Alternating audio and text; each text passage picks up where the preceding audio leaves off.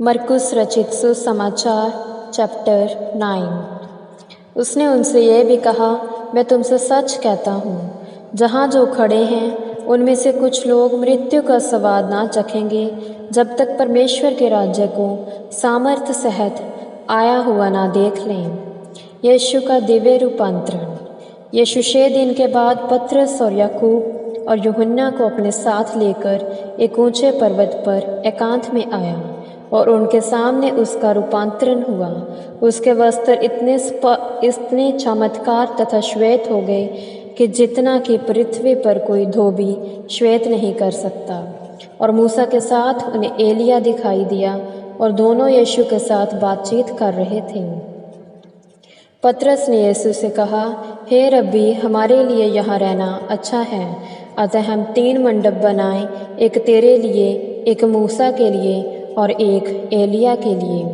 वह तो नहीं जानता था कि क्या कहे, क्योंकि वे बहुत डरे हुए थे। तब एक बादल उठा जिसने उन्हें घेर लिया और उस बादल में से एक आवाज़ आई, यह मेरा प्रिय पुत्र है, इसकी सुनो। और उन्होंने सहसा चारों ओर दृष्टि की तो अपने साथ यीशु को छोड़ अन्य किसी को ना देखा।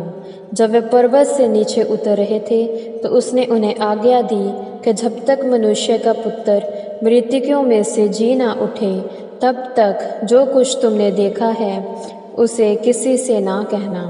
और वे इस कथन को लेकर आपस में वाद विवाद करने लगे कि मृत्यु में से जी उठने का अर्थ क्या हो सकता है। और वे उससे ये कहकर पूछने लगे, शास्त्री क्यों कहते हैं कि एलिया का पहले आना अवश्य है। उसने उनसे कहा, एलिया को पहले आकर सब कुछ सुधारना था, फिर भी मनुष्य के पुत्र के लिए ये क्यों लिखा है कि वह दुख उठाएगा और तुच्छ समझा जाएगा। परंतु मैं तुमसे कहता हूँ कि एलिया वास्तव में आ चुका है और जैसा उसके विषय में लिखा है, लोगों ने जो चाहा उसके साथ किया। दुष्ट आत्मा ग्रस्त लड़के की चंगियाई। और जब वे चेलों के पास लौटे तो देखो, एक उनके चारों ओर विशाल भीड़ लगी थी और कुछ शास्त्री उनसे विवाद कर रहे थे। परंतु जब भीड़ ने उसे देखा तो सब लोग चकित हुए और दौड़कर उन्होंने उसे नमस्कार किया। उसने पूछा, तुम उनके साथ क्या विवाद कर रहे हो? भीड़ में से एक ने उसे उत्तर दिया, हे गुरु, मैं तेरे पास अपने पुत्र को लाया हूँ, जिसमें ऐसी आत्मा समाई है जो उसे गूंगा बना देती है, और जब कभी वह उसे पकड़ती है तो भूमि पर पटक देती है, और वह मुंह में फेन भर लाता है और दांत पीसता और हेठ जाता है। मैंने तेरे चेलों से उसे निकालने को कहा, पर वे उसे ना निकाल सके। उसने उत्तर देते हुए उनसे कहा, हे अविश्वासी पीढ़ी, मैं कब तक तुम्हारे साथ रहूँगा? मैं कब तक तुम्हारी सहूँगा? उसे मेरे पास लाओ।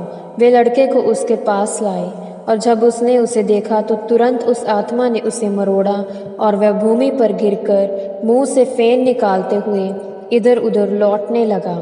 और उसने उसके पिता से पूछा, इसे कब से ऐसा हो रहा है? उसने उत्तर दिया, बचपन से। उसने इसे नाश करने के लिए कभी आग में तो कभी पानी में भी गिराया। परंतु यदि तू कुछ कर सकता है तो हम पर तरस खाकर हमारी सहायता कर। यीशु ने उससे कहा, क्या यदि तू कर सकता है? विश्वास करने वाले के लिए सब कुछ संभव है।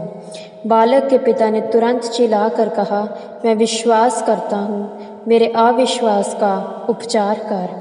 और जब यीशु ने देखा कि भीड़ बहुत बढ़ती जा रही है, तब उसने अशुद्ध आत्मा को यह कहकर डांटा, हे गूंगी और बहरी आत्मा, मैं तुझे आज्ञा देता हूँ कि इसमें से निकल आ और फिर कभी इसमें प्रवेश न करना। और वह चिल्लाकर और उसे बहुत मरोड़कर उसमें से निकल गई, और बालक मरा हुआ सा हो गया। उनमें से अंधिकाश ने कहा, वह तो मर गया। परंतु यीशु ने उसका हाथ पकड़कर उसे उठाया और वह उठ खड़ा हुआ।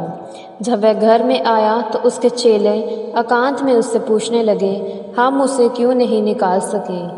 उसने कहा, यह जाति प्रार्थना के अतिरिक्त अन्य किसी उपाय से नहीं निकल सकती। फिर वे वहाँ से निकले और गलील में से होकर जाने लगी।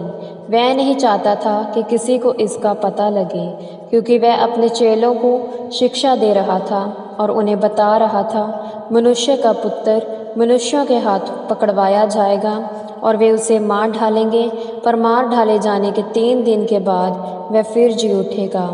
परंतु वे इस बात को ना समझ सके और उससे पूछने से डरते थे।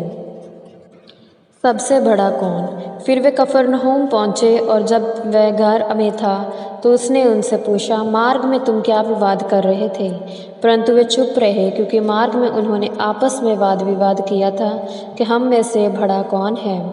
बैठने के पश्चात उसने बाहरों को बुलाया और उनसे कहा, यदि कोई प्रथम स्थान चाहे तो सबसे अंतिम हो और सबका सेवक बने।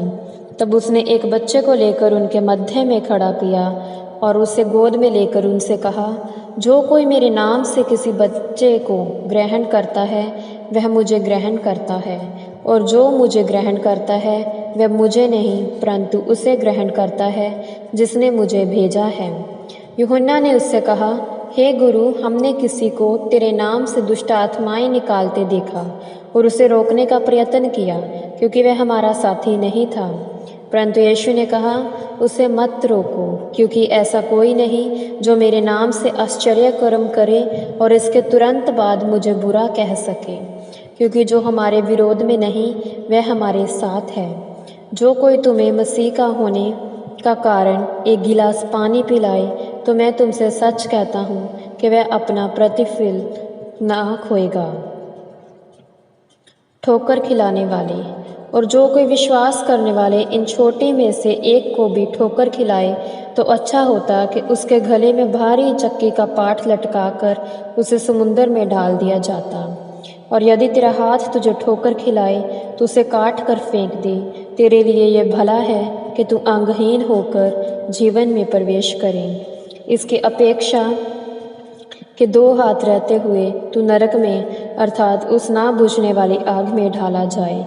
यदि तेरा पैर तुझे ठोकर खिलाए तो उसे काट कर फेंक दे। लंगड़ा होकर जीवन में प्रवेश करना इससे उत्तम है कि तू 2 पैर रखते हुए नरक में डाला जाए। यदि तेरी आँख तुझे ठोकर खिलाए तो उसे निकाल के फेंक दे। उत्तम यह है कि तू काना होकर परमेश्वर के राज्य में प्रवेश करे, अपेक्षा इसके कि तू 2 आँखें रखते हुए नरक में डाला जाए। यहाँ उनका कीड़ा नहीं मरता और ना आग बुझती है, क्योंकि प्रत्येक जन आग से नमकीन किया जाएगा। नमक अच्छा है, परंतु यदि नमक का स्वाद मिट जाए तो उसे फिर कैसे नमकीन करोगे? अपने में नमक रखो और आपस में मेल मिलाप से रहो। यह प्रभु की वाणी है। ईश्वर को धन्यवाद।